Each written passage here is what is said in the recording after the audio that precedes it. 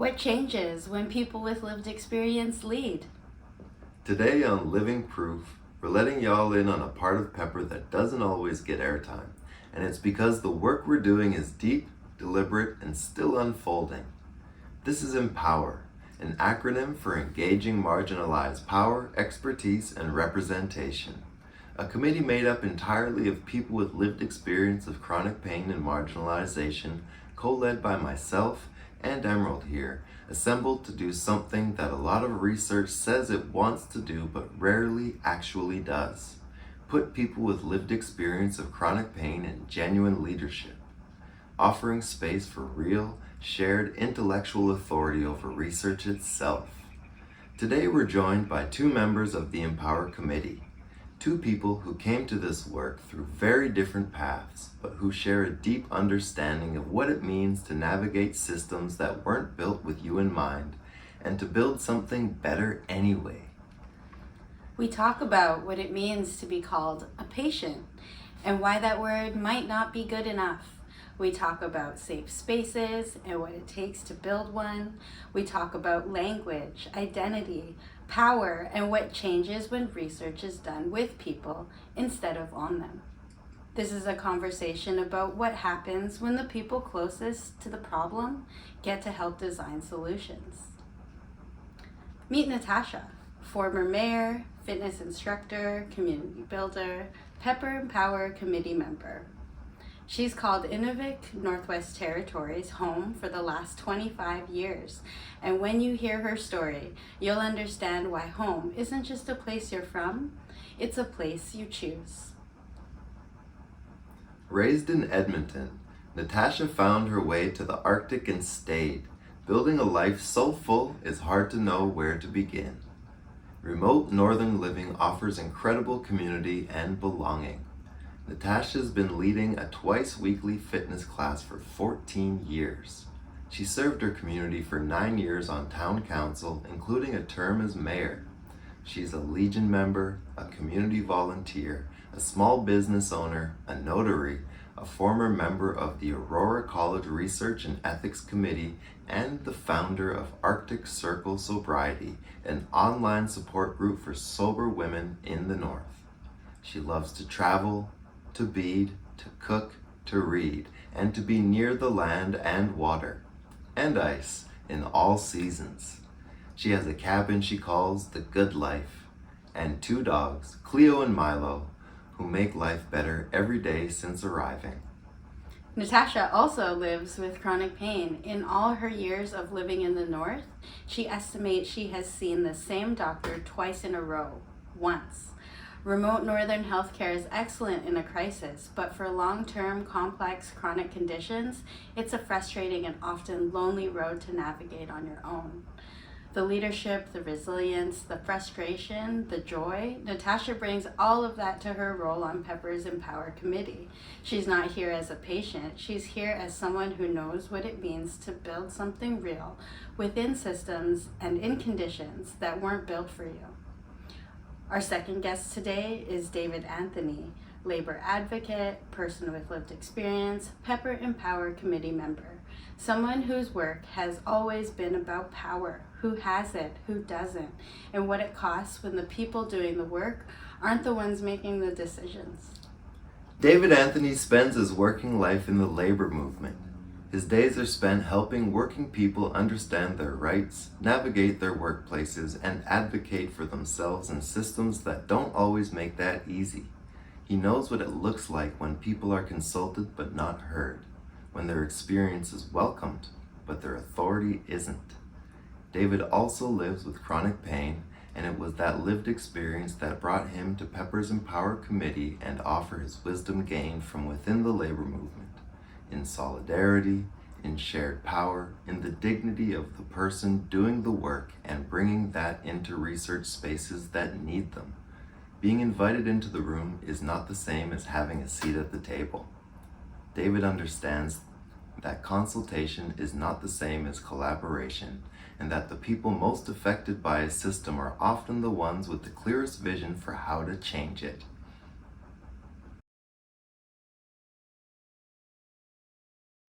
I was just trying to press record so that we would not have this moment, but that's okay. Yeah, I apologize for messing up the flow. But that's the reality of living proof. Because we're bringing our real selves to this stuff. And I'll admit, I had a pretty good morning this morning, but about 30 minutes ago, just like it's not anything that is troublesome, you could say, but just a little annoying threat of a headache. And that's also one of the reasons why I'm wearing these glasses, filtering out some of the blue lights and frequencies that are said to be disruptive for people with sensitive eyes and migraines and stuff. But yeah, it's possible at some point I might have to just like throw a little pause in there to take a moment. And so, yeah, I've been having a decent week, but um, life always likes to challenge us. I'm really looking forward to just spending some time with you, Dave and Natasha. I really always appreciate what it is that you bring to our meetings, that you've contributed so far.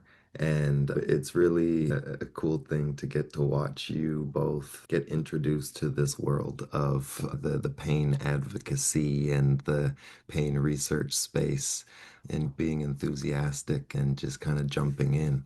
And so I feel like that's kind of where we should jump off for the episode. Just kind of jump in and talk about a few of the things that we've experienced together in our Empower Committee, some of what that means to you, and maybe how that's affected you so far, and some of your insights about what it is that we're approaching within this Empower group that most people don't quite know about yet. The Empower Committee is a research committee made up entirely of people who live with pain.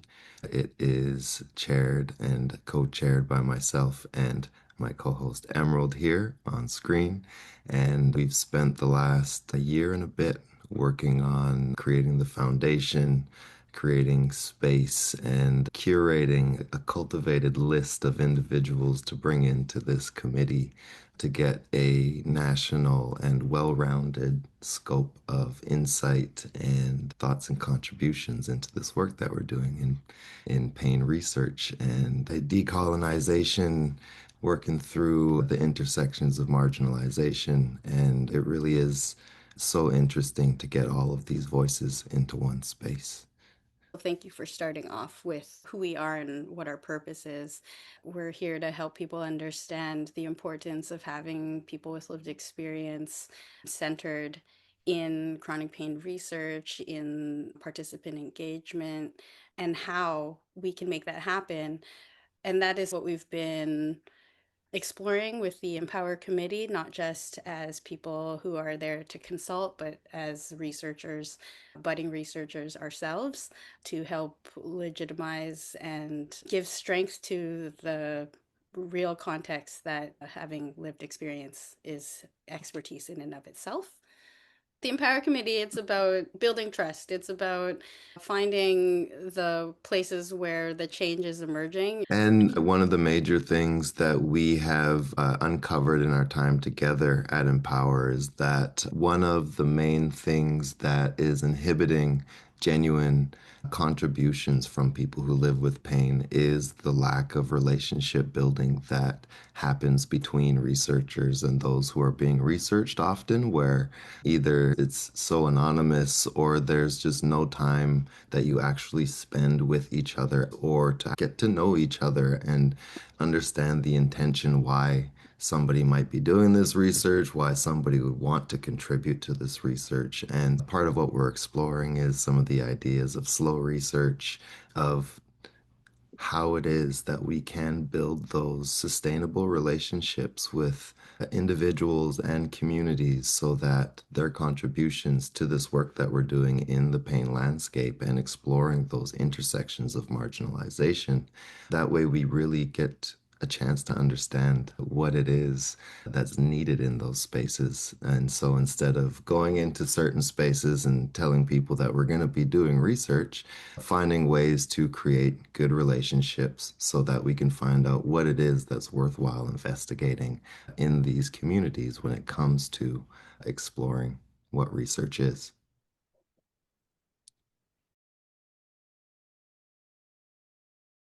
A good place to start is to just ask people how they're doing today and what's been on your mind lately.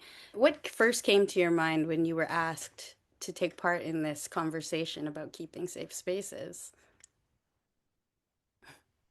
Yeah, that's a great question.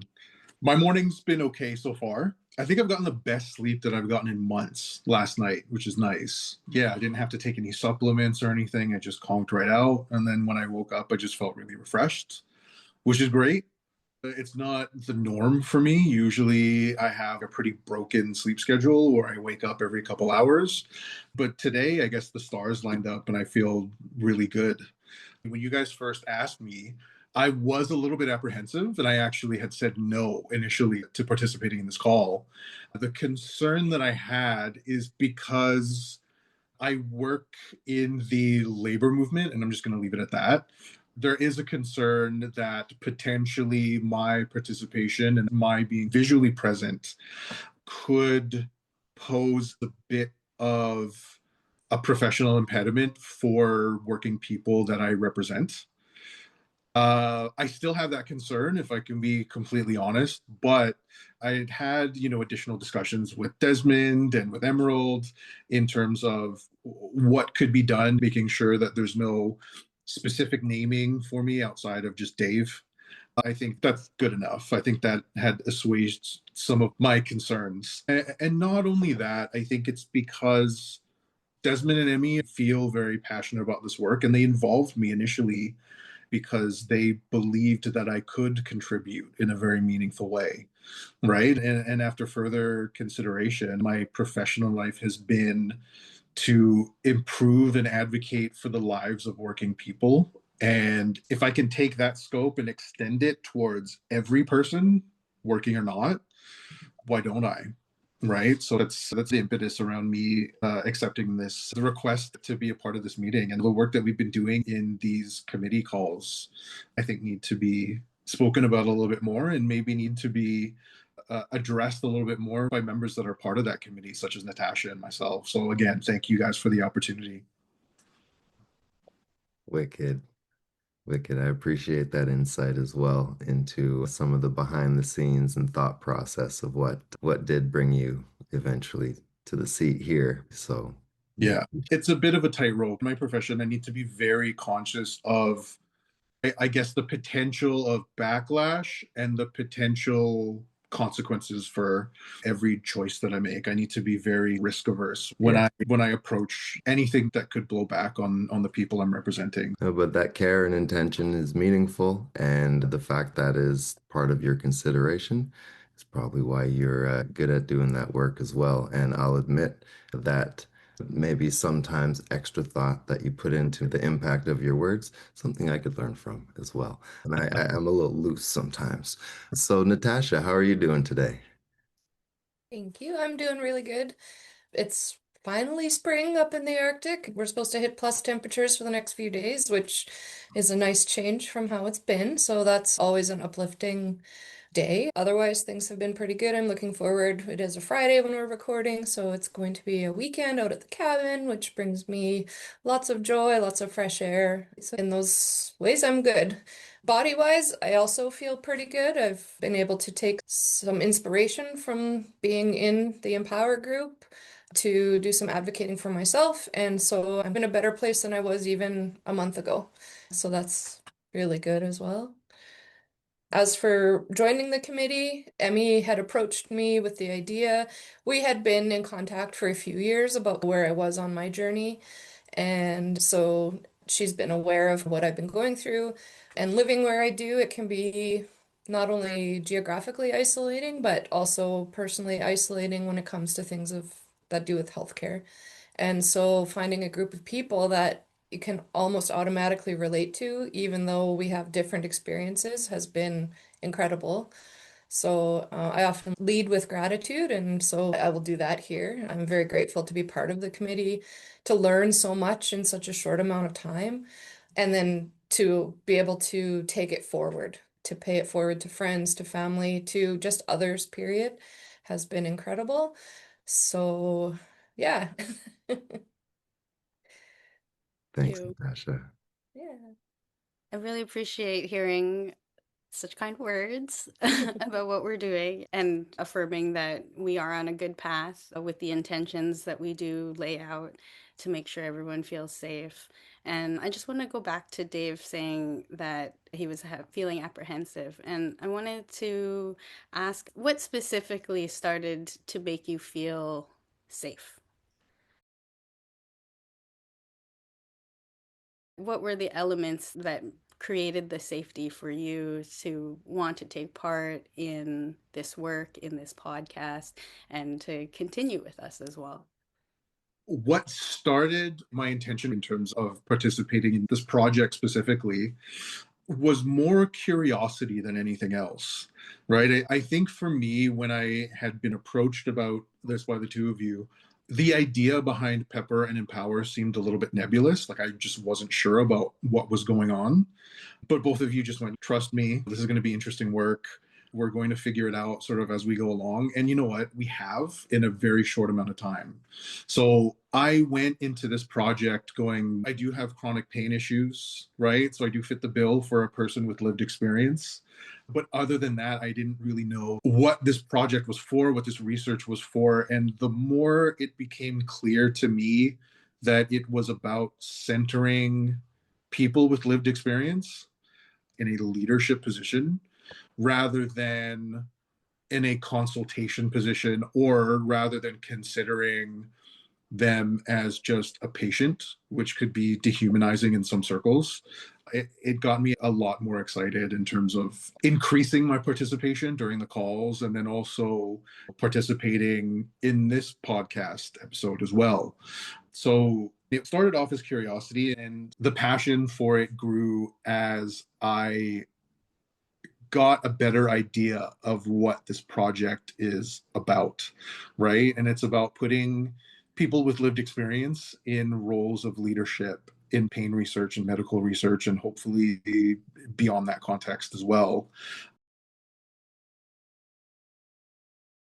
And I don't know if it's appropriate for me to shoot a question to everyone here, but the first specific thing I think that got me interested in this work was when we had established the verbal framework of no longer referring to ourselves as patients, but referring to ourselves as people with lived experience in the scope of chronic pain. For me, that was sort of the moment. And I'd like to extend that question to all three of you. Did you have any aha moments during our discussions and our calls? What was the moment for you, if you've had it? For me, the biggest one that I can identify immediately is in one of our calls, one of our members, Riel, said she really appreciated the space that we were able to come together in this setting and be together, and that was enough. And then work could happen. Yeah. Where I come from a long time of doing things by Robert's rules in like a council setting, where basically every sentence that you speak, you have to have an outcome where you have to have a direction. And so actually, I really struggled at first because I was like, in that mindset, we weren't doing anything, we weren't getting anything done, nothing was happening. And I was really, I mean, the colonial mindset of it, right? It's created by those folks. And so it took me probably 3 or 4 meetings to finally be like, oh, okay, this being together is the work. We get to create this, we get to give our input, and we get to have outcomes without having bullet points. So I think that was my biggest takeaway so far. Yeah. That's beautiful. Thank Thank you. you. To Thanks take for it that. back to Dave's awesome question, for me, it clicked quite a long time ago, but it's the actual act of making it happen which keeps me going. I think when we were creating the list of who to invite to this, the intention started way before everyone even said yes. And the visualization of this group and water metaphors came to me pretty quickly and early on. And so it was kind of like I was always navigating in water that first I was treading, and then I had other people with me, and then we had a container, and then we are finding flow, and then we have our own containers, but we're going the same way. And just being able to visualize how this group can move forward and why it's important that we keep doing it. And then seeing everyone else also connect with that as well just really is a continual aha. Just to address Dave's question about some of the language that we use and how that invites us in. Just recently, I was at the Putting Patients First conference, and the entire conference, even in the name, was about putting patients first. And it was interesting because in so much of the work that I've been doing, I really have defined myself as a person with lived experience, or in some spaces, sometimes a person with lived expertise, and we can get into that later. But it was a place where it was acknowledged I am a patient in that space at that conference. And I was having a conversation with somebody there, and I was like, it's just interesting putting myself back in the context of patient within this larger landscape, because I'm looking around, none of these people are my actual doctors.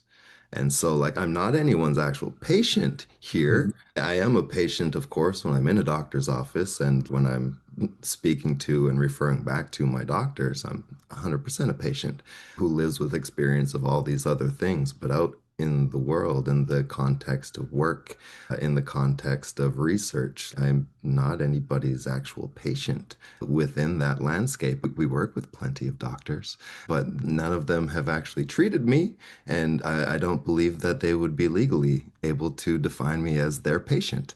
And so, how could I be defined as a patient within that space? I simply am a contributor who lives with the experience of whatever it is that we are researching. And of course, in this space, we're researching chronic pain specifically, which, for those that don't know, chronic pain is defined as pain that lasts for longer than 3 months, a duration. And so when we think about that very specific definition, I imagine that the numbers that we have across Canada, which they say is around 8 million people, 1 in 5 people who live with pain.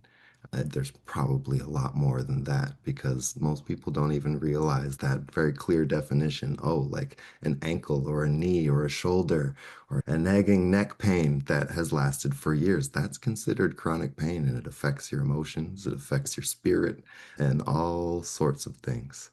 I was just going to add to that last part, though, that the World Health Organization also recognizes it as its entire own diagnosis, not like a secondary symptom, but something that can be acknowledged first and foremost for people and should be. Yeah, and doesn't have to have another diagnosis attached to it, correct? It can simply be defined as chronic pain diagnosis. If I can use your extended water analogy, I think you would refer to that in our meetings as rivers converging. Like when we come to an epiphany that we all kind of go, oh, yeah, no, I feel that way too. Oh, yeah, no, I feel that way too. Or, oh, I never thought about that. But that's a great way to think about it. It's where our understandings start to converge. And then we hit a spot where, oh, these meetings have hit a definite spot of extended understanding and hopefully understanding that everyone can have. Hmm. I certainly had one of those moments in one of our first calls. One of our other committee members had mentioned something that I had never thought of before, because as a person with lived experience, my way to deal with it and to cope with it is just denial. Right. For years, it's just been denial. It's treat it like something separate from myself. It's a problem, rather than the way that the person in that meeting had characterized it as an integrated part of himself, where he had described it as his relationship to pain. And that was a revelation for me, because I'd never considered that. I always considered it as something separate from me and a problem, and not something that I want to deal with, so I'll just not think about it and push it away. Whereas this person was dealing with it by saying, look, I need to integrate this into my life and accept it and understand that it's a part of me and that it doesn't define me. But if I'm going to be my best self, for lack of a better term, I better build a relationship right? And have a foundation with my understanding of this pain so that I can not only cope with it better, but live my life in a way where it doesn't hinder me and that I understand it. For me, that was a life changing perspective shift. And that was, I think, in the first meeting, if not the first two meetings. It was great. What you're saying there, Dave, is so interesting because, one, in the context of us being men in this space of pain management or pain advocacy, pain research, as somebody who's been in this for only a few years at this point, it's not that it's a lonely space because all the women that I work with are amazing and contribute so many things to my learning and understanding of the world from new perspectives. But there's just a devastating lack of men's engagement in anything pain related. And so often it is because of that ignoring. And it really, some of it I find comes down to our judgments and relationships with our own selves and our bodies. And you saying that it's something that you have to integrate as a part of yourself so that you can live your best life. There's so many issues that people are literally ignoring that they know are there. Yeah. And so many of us pretend as if this doesn't manifest into other parts of our lives if we just ignore it, Yeah. despite the fact that it affects every moment of every day of your life. And even a couple of days ago, Pain BC started a new pain and trades program. They call it Don't Be a Dumbass. That's like the name of the program. And Rob Wells, aka Ricky from Trailer Park Boys, he is part of their advertising campaign because it's now being recognized on a very national level that men are not addressing their pain. And part of it may be the messaging. Softness and kindness, invitations might not work so well with tradespeople who are used to, being addressed as like, don't be a dumbass. Like, you're in pain, you're suffering, you're having a Yeah. terrible time, and you're being mean to everybody. Why don't you try something? Maybe engage in something that could help you feel better. And who knows, maybe people will like you better. I don't know. But it helps me stay engaged and inspired in the work when people I'm close to, like you, Dave, but also other men have these insights and have these offerings of ideas that, of course, I haven't thought of yet as well because yeah, I take time to rebuild the relationship with my body that I've had a very tumultuous relationship with. My opinions of my physical structure have been quite low on many occasions. But like you say, hearing somebody be able to integrate an actual relationship and a connection with certain spaces that otherwise would be seen as problematic, knowing that the process of building relation is how you build trust and how you build safety. And that's how we get back to finding our best selves in our bodies and in our minds and in our spirits. So, yeah, it's so cool to hear that. And I really appreciate those insights.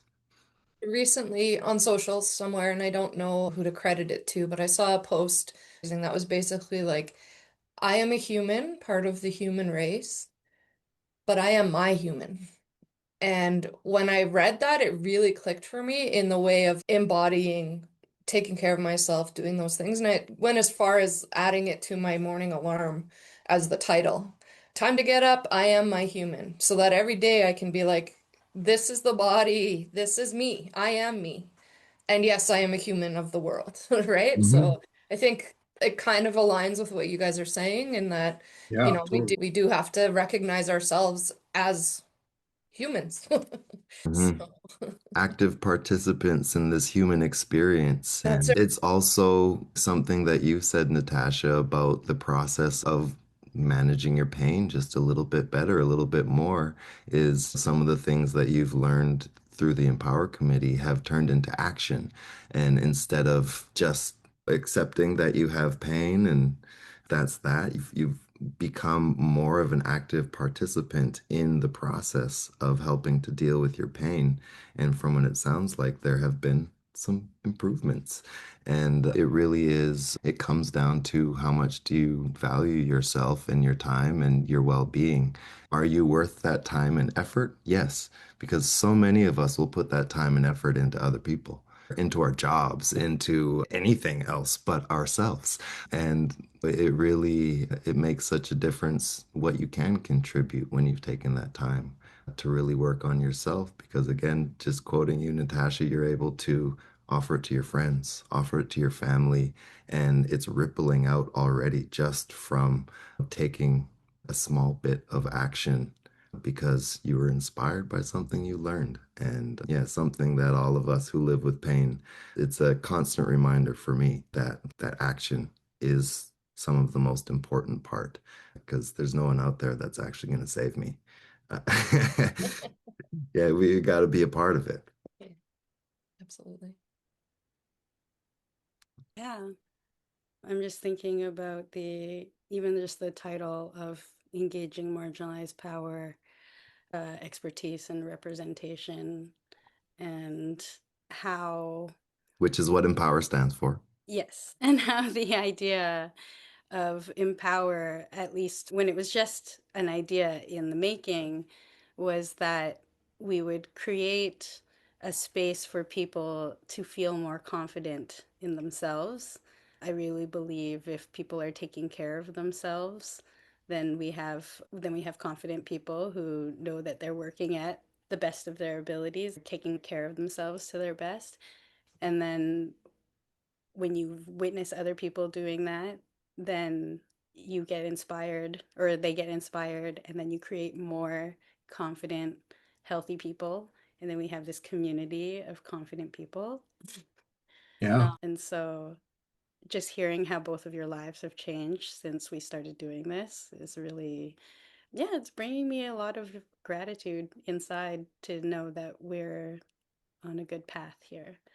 For me, it's one of those beautiful reciprocal relations that we've been building where it seems as though the people who are in the committee are learning and growing from the material that we're bringing forth and the questions that we're asking, the things that they're inspired to think about. But myself and Emerald, based off of the things that we've heard back, it has also inspired us to continue on with this work, to feel like the things that we spent so much time creating over the summer, as far as terms of reference and framework and all of the foundation to build this Empower Committee off of, that it was worthwhile, that we didn't spend 6 months doing something that was like way off, and that our original intention of bringing together a group of people to find out what it is that matters to them. It seems like we're on our way, and we don't get on that way without those genuine contributions and those moments where you felt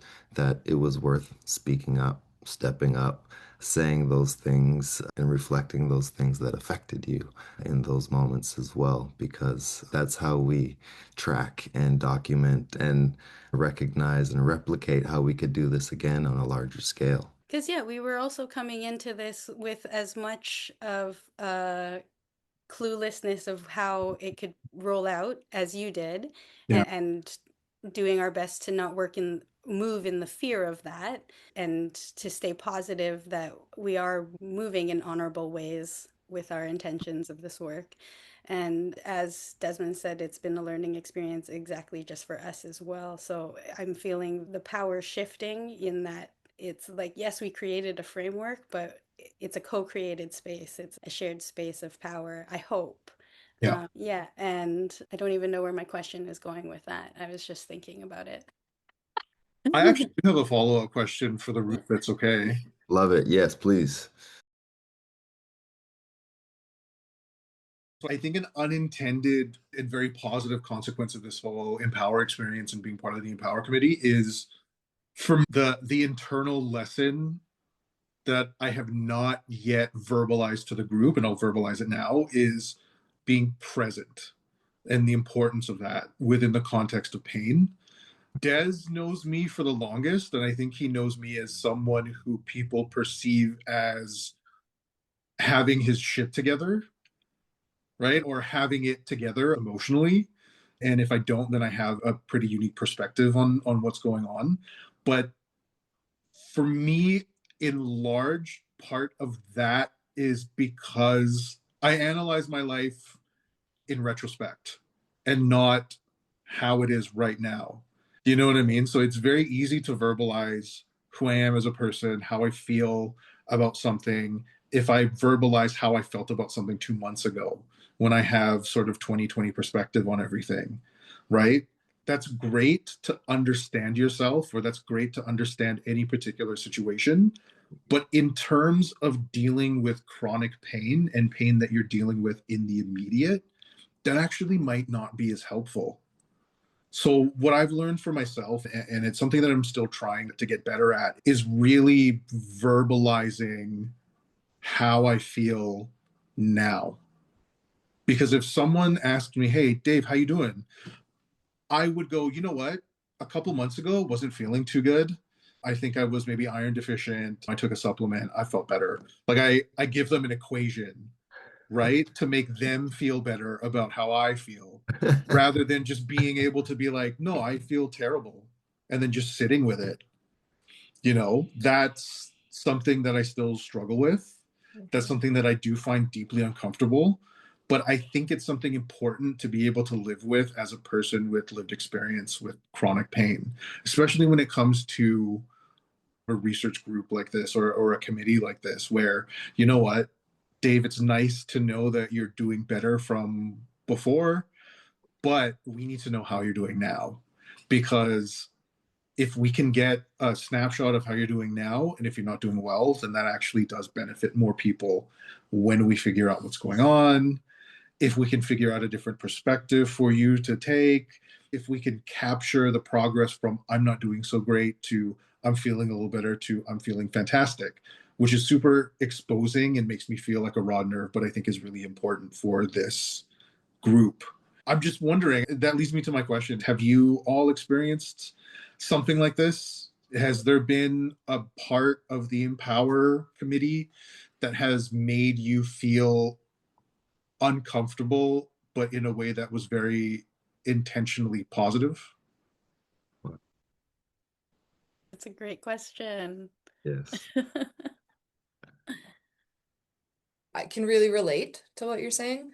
For myself, not so much in the equation part of going back and saying, more of, like I said, leading with gratitude or leading with positivity all the time. Mhm.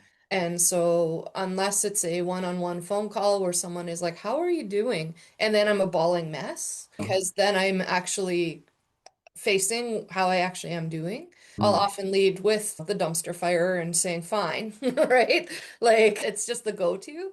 So, yeah, absolutely. Finding in this space when I'm listening to, again, learning from others, right? When people are expressing that they are having a bad day, or that they just threw a blazer over their pajamas so they could be on screen, or they're doing whatever they need to do to be here in the group, I can appreciate that, and I can also learn from that, because yeah, it is tough for me to express how I'm actually feeling in that moment. And when it comes to body pain, over the years of being, even within my closest friends, not really sharing how bad things could be, because you don't want to burden someone else with your issues or what have you. And these are like your closest friends, right? And then you get a new x-ray and you share it with them and they're like, "Oh my goodness, how are you surviving?" And it's like, Right. "Oh, right, I should tell you guys these things all the time," not just like when it's like the worst it could be, or whatever the case may be. And so I think it's learning from each other here, but then building trust inside myself to take it to the people who love me and surround me, to let them know how I actually am doing. So yeah, I think that's a big learning that I'm having from one of our topics today is safe spaces and things like that. And it really does open me to be more sharing, because it feels so safe with this group. Mm. Thank you. I'm wondering if part of the discomfort and the presence and the sharing also hinges on listening to the hard parts of other people's lives too. Sometimes, like, as much as I care, it is a lot to hold, but I find it's such an honorable position to be able to get to hear your discomfort and be the person that you feel trusting to let it land with. Mhm. Yeah, and that's how I try to lead in every space I'm in, but that's not always welcomed. And so I appreciate trying to create that normalcy of that in this space and hopefully make that something that can be part of what's replicable later.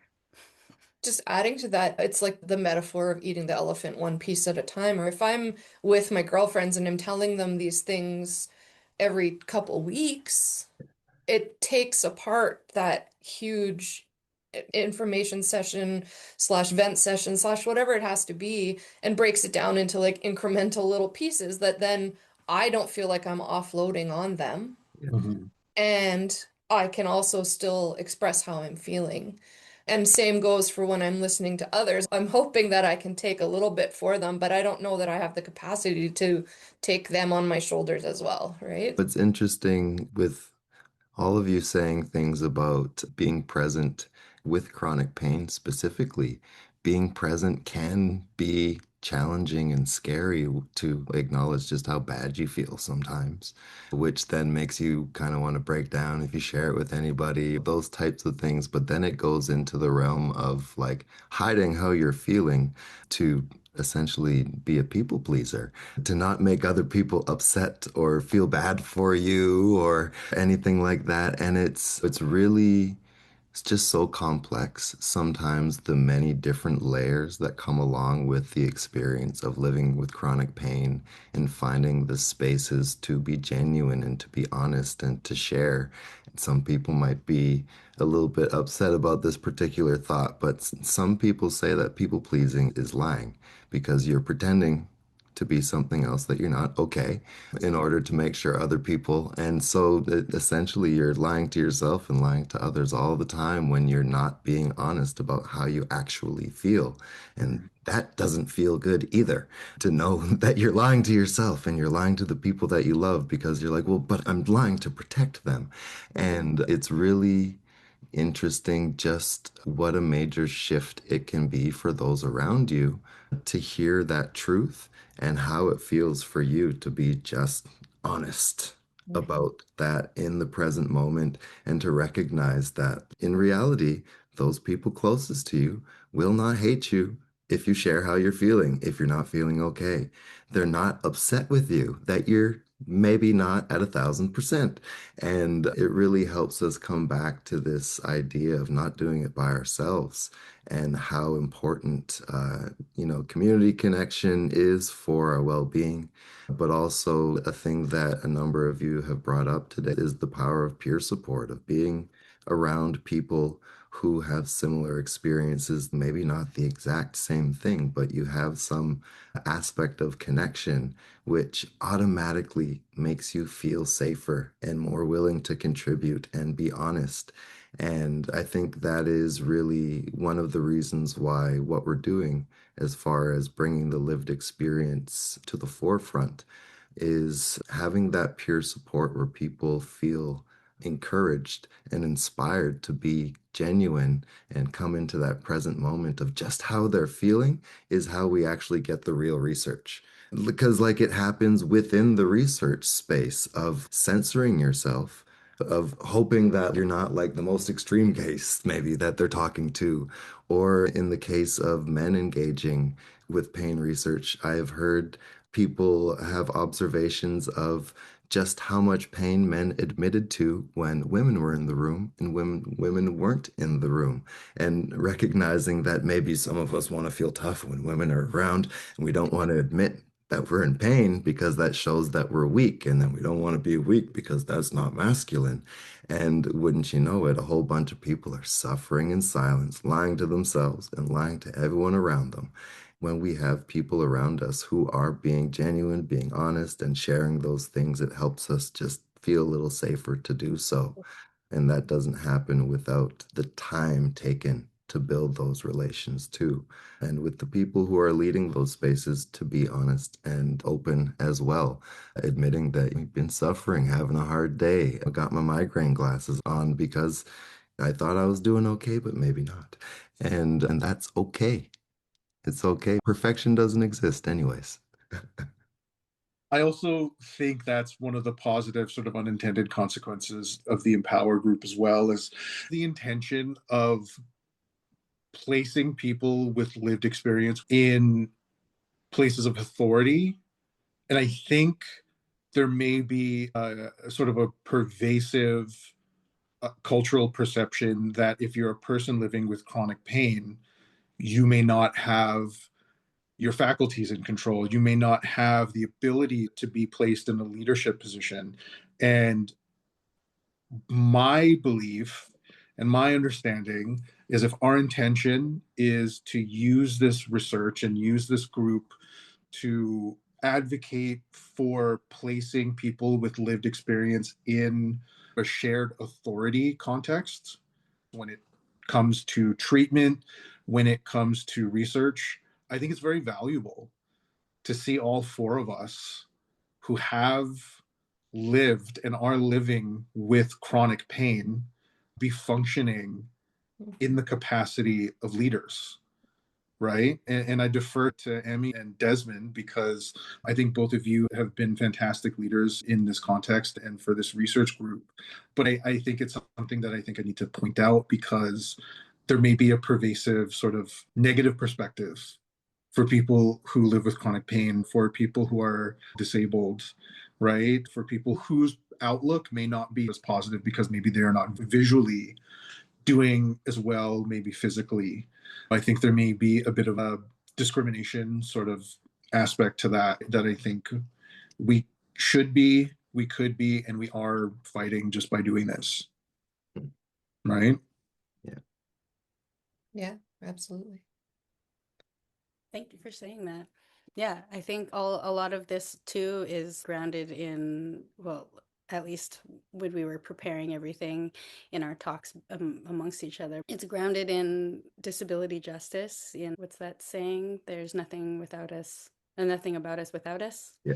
Yeah, and just making sure that we can create that space to help people understand that they are more than just their diagnoses and that other people can see people with lived experience as more than a data set. When we were creating this space, I was thinking about like, I don't know if it is possible to replicate it in the way that we did because not everyone is Desmond and I. Not everyone has the types of relationships that we've already built and the understanding of who you are in the world in order to create another group that's similar like this. But I do think that it is possible to help people to see each other in ways to be able to create a space like this. Because I was thinking, I've known Natasha a long time. I knew that she had different types of chronic pain that she was managing, but I also knew that she was a lot of different things in her community. I knew that she lived in the North, and I knew that would be posing challenges to her health and creating relationships with health practitioners and that sort of thing. And I knew that she had many other skills that she can offer into this group if she wanted to, but it's not mandatory and we're not asking you for it. It's just we're hoping that you come with your whole self and bring however you like to express what you're offering and create an exchange that way is where we started with all this. Bringing it back to Desmond talking about slow research, it was just briefly mentioned and how that idea has informed the pace that we're keeping. When we talk about slow research and rest as resistance, the first thing that always comes up for all of us is like, but then what do we do? And it's so interesting how our perspectives and how we derive meaning in certain ways comes from how much we are able to do. Yeah. And if we're not able to do things specifically, then are we worthy of being there? Are we worthwhile? Are we actually contributing anything?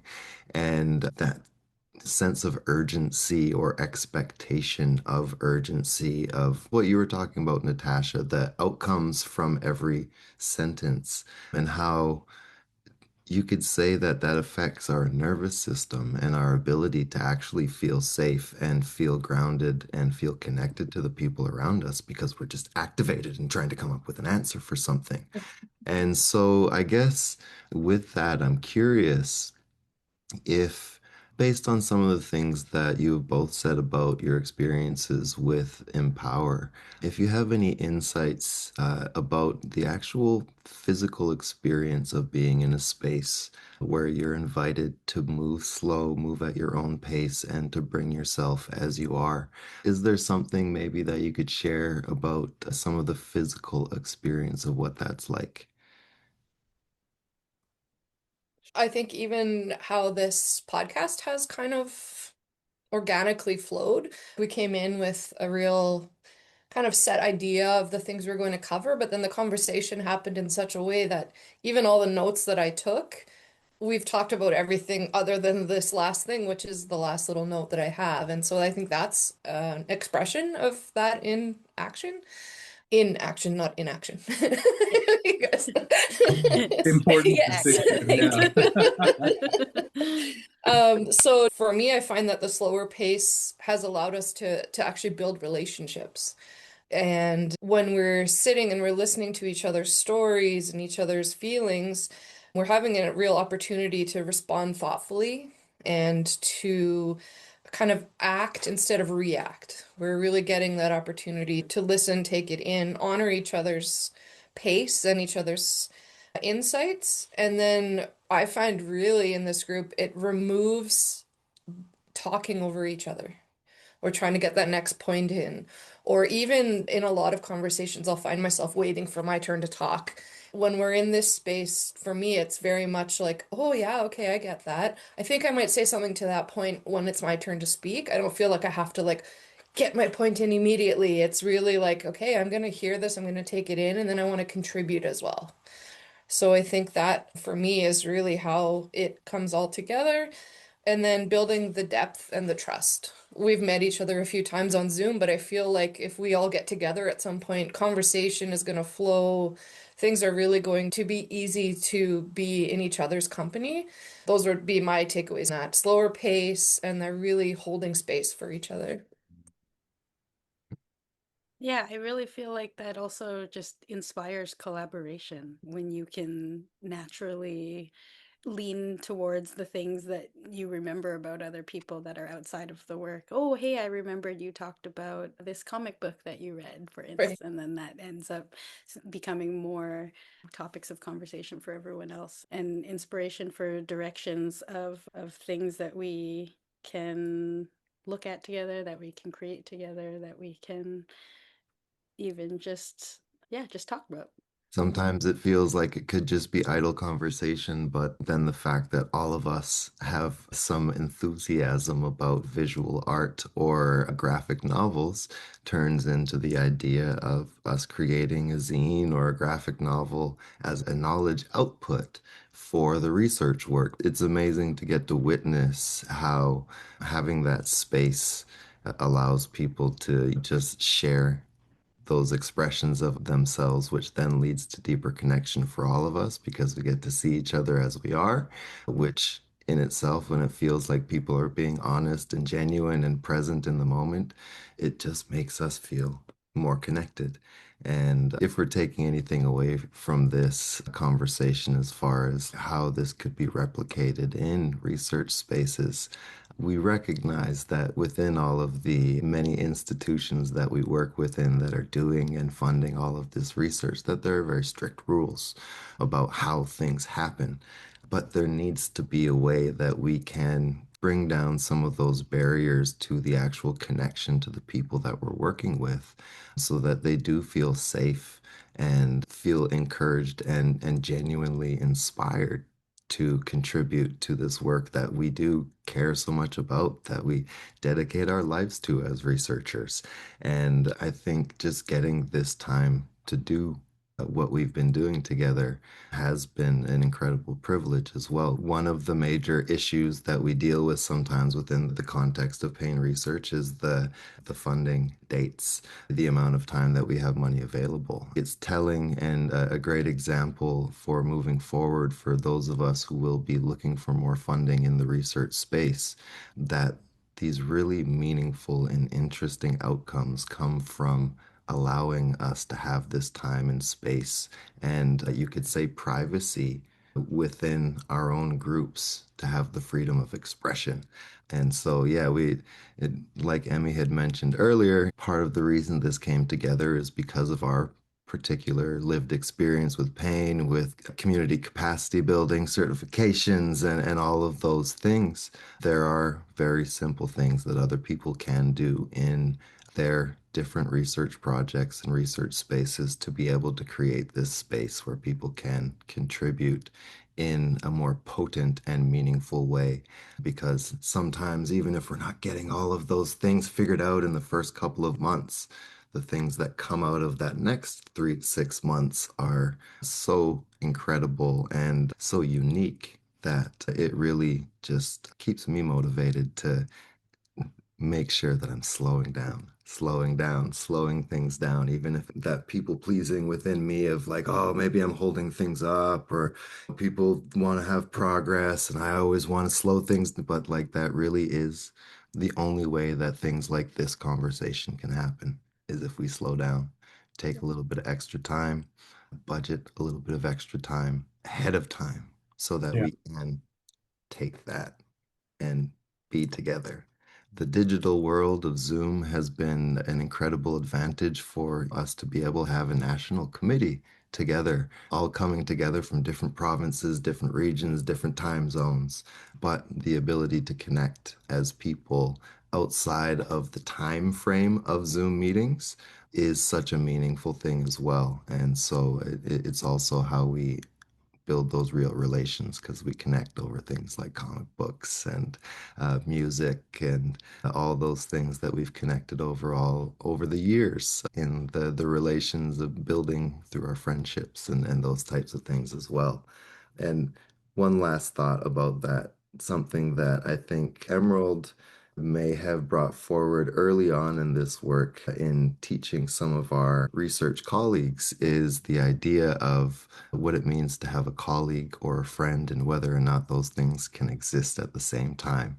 Because there was a moment that Emerald and I had in a meeting where I think it might have been about Empower and the people we were aiming to invite, and that these were friends of ours who were respected as people, as humans, and the work that they do. But they are people that we know from long time over the years as friends.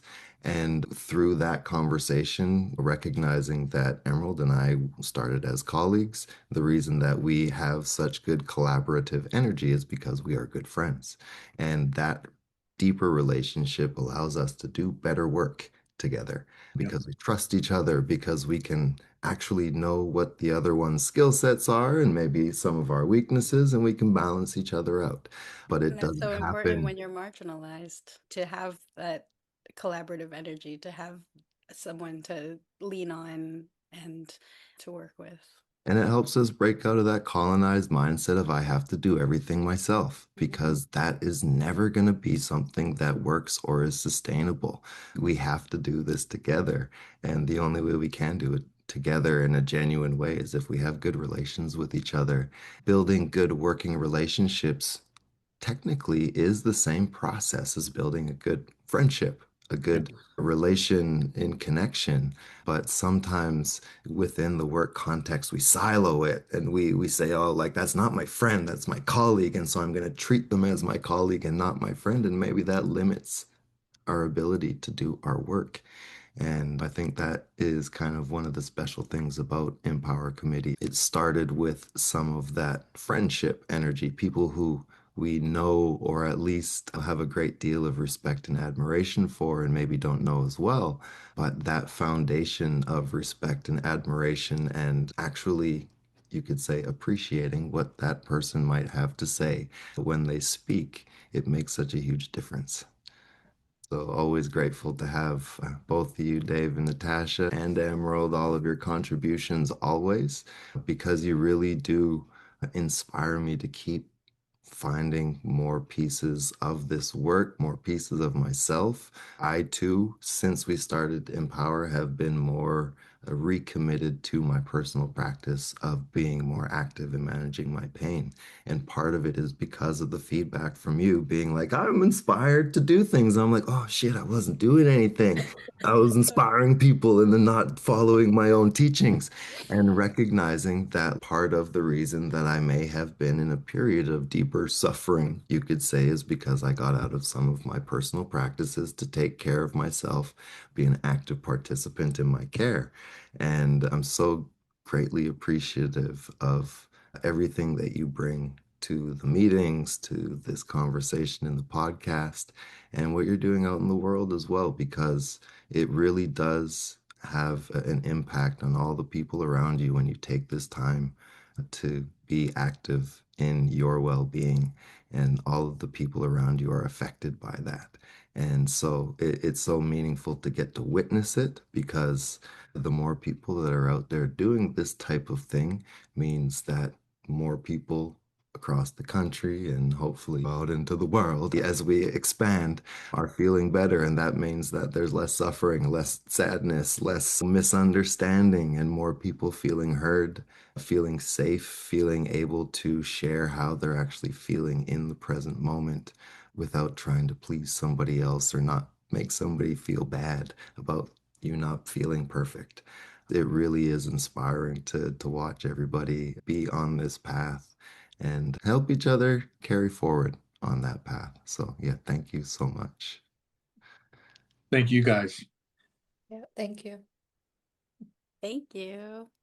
Do you have any finals, anything else you want to add? Any points you were like, oh, wait, I wanted to say that.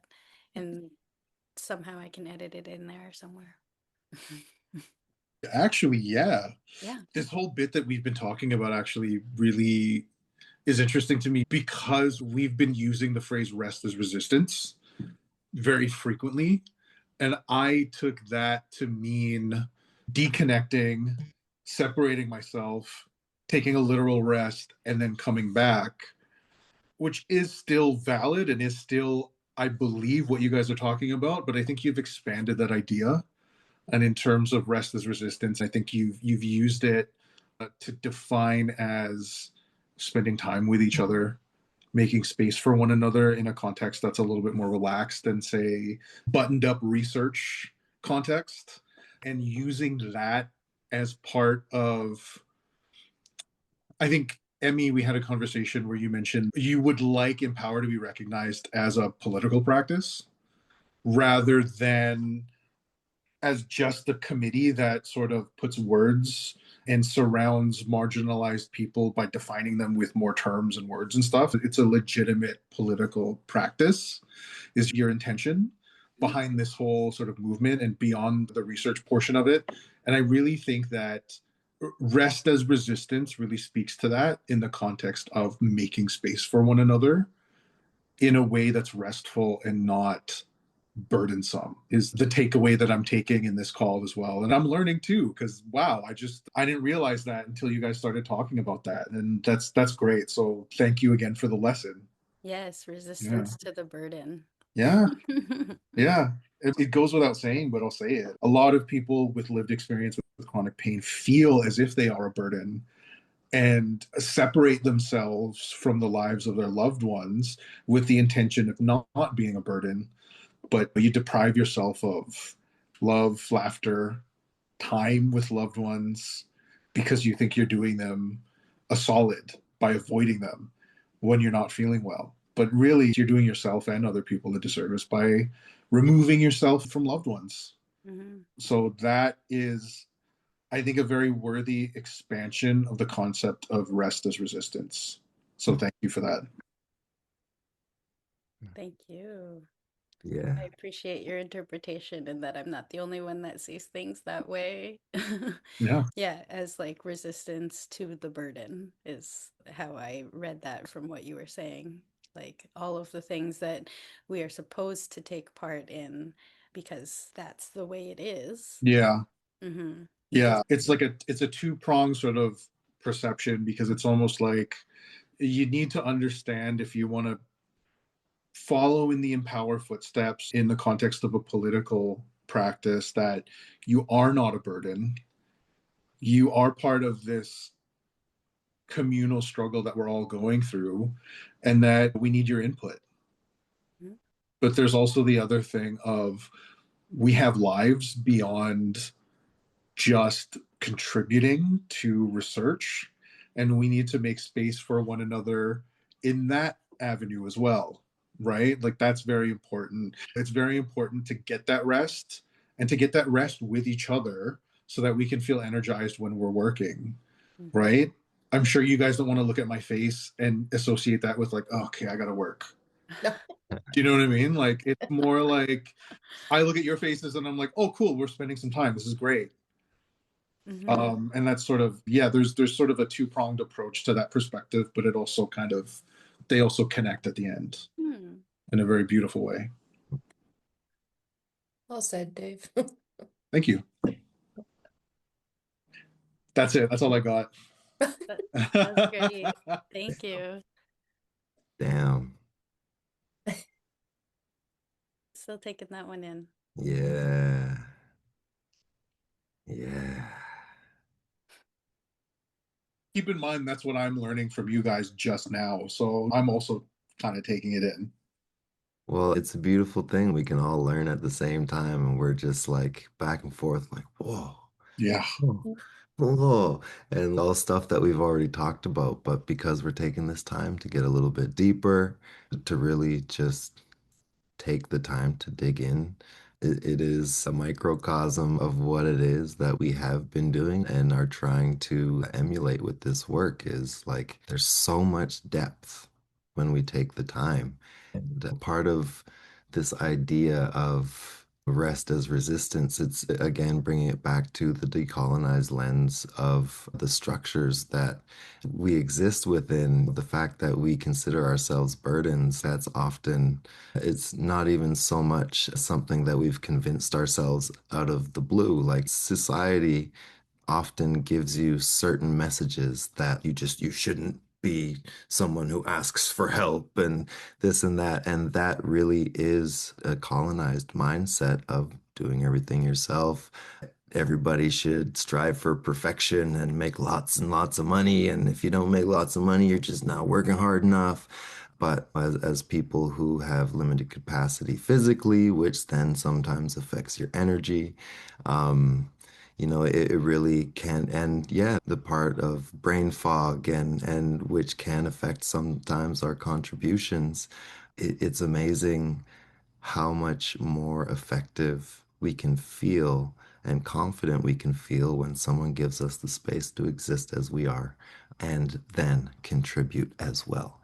And know that if you don't have anything to contribute, your presence is also part of that contribution. And give thanks for all the space that we've been given to explore this on our own from the team at Pepr, where we just within Empower get to exist in our own thing and just put it out there publicly. Thanks, Emerald, for creating so much of the structure and the framework of language that we've brought forward in this Empower committee. Because I'm more often than not an idea guy, not a writing things down or Writing recording down your or ideas is the reflecting language. even on any of my ideas guy. And so none of this would ever be written down or be able to move forward without those particular things and skill sets that you have, Emerald, that I definitely do not have. And it's part of the reason why I sometimes feel as though I don't fit within the institution that we work within of a university in research because there's certain administrative things that my brain just does not do. And yeah, having the opportunity to exist as I am within that structure as well is something that doesn't exist without the leadership within Pepper from our principal investigator, Fiona Webster, and our support with Laura Canoy and Kate Rice. And it really is something that is unique. And there are other collectives that could be taking this time to create the space to allow people with lived experience to have that freedom and that space to explore what it is that they feel is important. but it needs to be designed from the beginning. It needs to be thought of ahead of time and not as an afterthought. And there are a lot of really great initiatives happening across Canada that are starting to take that particular idea of bringing people with lived experience voices to the forefront in a leadership position, but it's still not the standard. And yeah, I think that just a few of the potent quotables from today are just a great example of just how effective this type of work can be and will be when it is put into full effect. Yeah. So thank you, everybody, for your time, for your contributions, for your commitment to this work, because it really does mean so much, I think, to everybody involved, but just from where I am, I'm so grateful to get to do this work with you, to be friends with you, to build this stuff with you, because I really do respect and admire everything that you do, and the things that you say teach me so much. So thank you for being here. Thank you. Yeah, thank you, everyone. Thanks, everyone. There you go. Let's Done. call that a wrap.